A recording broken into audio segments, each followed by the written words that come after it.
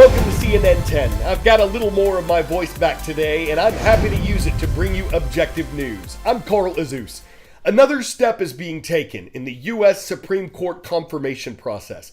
Late last month, President Joe Biden nominated federal judge Ketanji Brown Jackson to fill an upcoming vacancy on the High Court.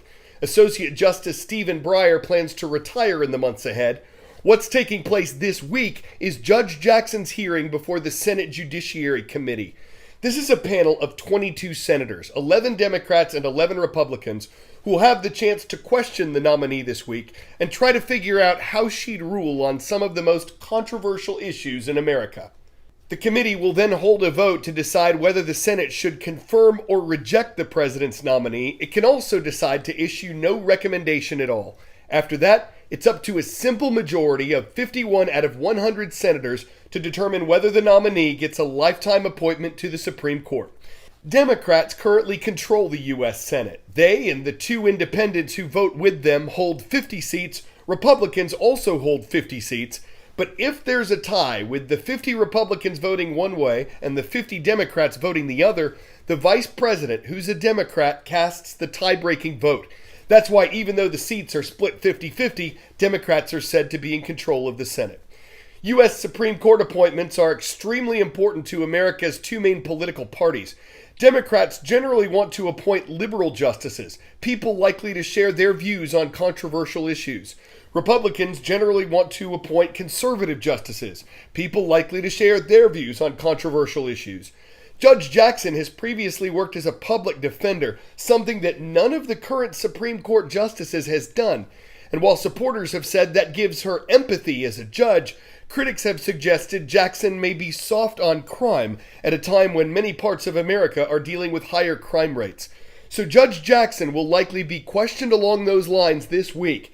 Democrats hope to hold a vote on her nomination before April 11th, when Congress goes on recess over Easter and Passover. Judge Ketanji Brown Jackson is no stranger to the Senate Judiciary Committee. She's gone through the Senate confirmation process 3 times for previous roles on her resume, but this time will be different. The Supreme Court is a lifetime appointment, and today's opening statements will likely give an indication of where senators plan to go with their questioning of her. When President Biden nominated the first black woman to the Supreme Court last month, Ketanji Brown Jackson gave a nod to another trailblazer. Today, I proudly stand on Judge Motley's shoulders, sharing not only her birthday, but also her steadfast and courageous commitment to equal justice. Jackson referenced Constance Baker Motley, the first black woman to serve as a federal judge. Now Jackson is poised to inspire another generation of black women in law and shape the nation's highest court. For too long, our government, our courts haven't looked like America.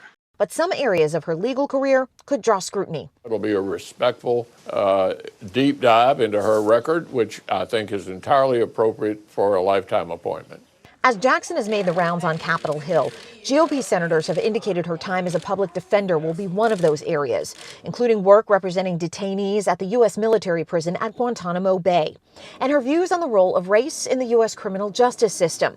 Democrats will emphasize Jackson's credentials and character at a groundbreaking moment. This is her 4th time before the Senate Judiciary Committee, and 3 previous times she came through with flying colors.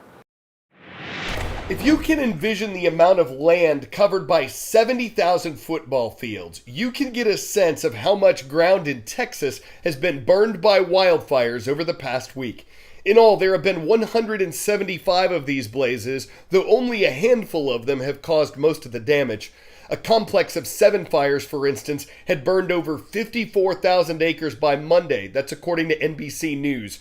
And it was reportedly 30% contained, which means roughly a third of it had been blocked off and kept from spreading further. Firefighters are making progress, though. They say the Big L fire, which was less than 100 miles southwest of Dallas-Fort Worth, that was under control yesterday morning, and people in the nearby city of Lipan were allowed to return to their homes. At least 2 deaths, one of them in neighboring Oklahoma, have been blamed on the fires. Rain is in the forecast for some of the affected areas in Texas, which can help firefighters put out the blazes, but so are high winds, which can cause the fires to spread. Supplies are pouring into the European nation of Ukraine. We're talking about everything from drugs and healthcare aid to guns and military equipment. On Monday, the European Union reached an agreement to send an additional $551 million worth to the war-torn country. That's only a fraction of the billions the United States is sending to help supply the Ukrainian military and give relief to Ukrainian civilians. The nation's president is urging his people to continue their fight against the Russian military, which invaded the country almost 4 weeks ago. And even as Ukrainian cities increasingly show the scars of war, their people are getting support from distant parts of the planet. From all over the world, boxes of donations, food, medicine and clothing, now piled high and being sorted by volunteers in a disused warehouse at the Polish town of Przemysl, not far from the border of Ukraine. At the beginning, I was really surprised that so many people want to help, but now I think I am used to it, how wonderful people are. Donations that Ukraine desperately needs, loaded into vans to be taken to the border and then into the war-torn country. The land routes from Europe are now Ukraine's lifeline, the main roads humanitarian organizations use to bring in their much-needed supplies. And they are far from safe. One Ukrainian driver who didn't want to be identified sharing some of his drive and telling us of several close shaves. I think we've kind of seen that civilian targets are not off limits in this crisis, and so that's a constant issue in the back of most humanitarians' minds, is how do we deal with the potential risk of directed attack? How do we ensure that our aid is seen as separate from, as we know, all of the military aid that's going into Ukraine? Last week, Russia delivered a chilling warning. Well, we clearly said that any cargo moving into Ukrainian territory, which we would believe is carrying weapons, would be a fair game. On Thursday, the United Nations got its first convoy of aid into the heavily damaged town of Sumy, calling it a breakthrough for cities facing, quote, fatal shortages of food, water and medicine. And as the violence worsens, the need for medical supplies to help the wounded continues to grow, as does the West's determination to help. President Joe Biden signing $13.6 billion worth of aid only last week. The bottleneck is not funds, because there has been a great deal of solidarity and generosity.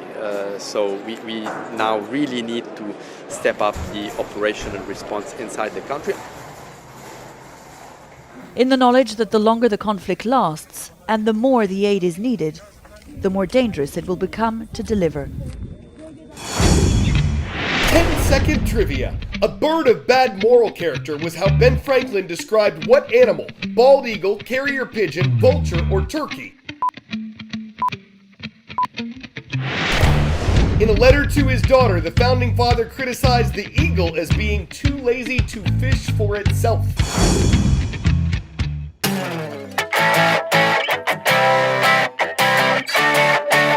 Of course, the eagle still became America's national symbol, and now you get to name one. Well, anyone who donates between $10 and $50 can submit a name. Third graders in California, where the eaglet was born, will choose the winner from 35 randomly selected names.